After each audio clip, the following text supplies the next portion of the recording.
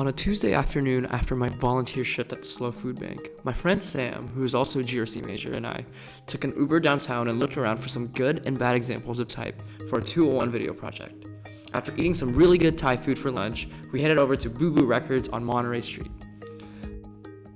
The first thing that immediately caught my eye was this book on outer space.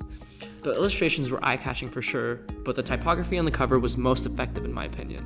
I liked how the typeface used was very blocky and tall. I liked how the word space had a lot of kerning, or space between the letters, and that it was arranged on a curve to give it an outer space-like effect. Flipping through the pages, I noticed how well the color choices in the book reacted well with the typography, making it easy to read and clearly highlighting which chapters or topics I was currently reading.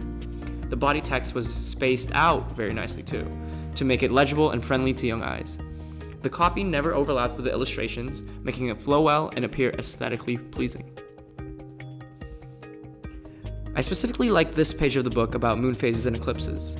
The bold type was really satisfying and easy to read from afar, and the design style was definitely post-2015 with the left-aligned text and the comfortable flat colored graphics. So overall, this one's good.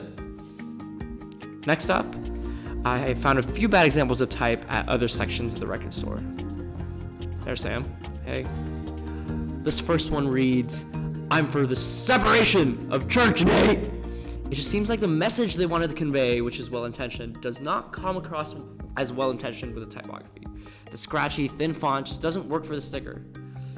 You probably don't want to approach the person who put the sticker on their car. Maybe they don't want us to. Who knows? The next example I have isn't too bad, but it just seems incomplete. The text wants to imitate a floral sort of vibe, and they only half committed to it on the letters H, C, and D. The black on yellow also makes it look a little spooky.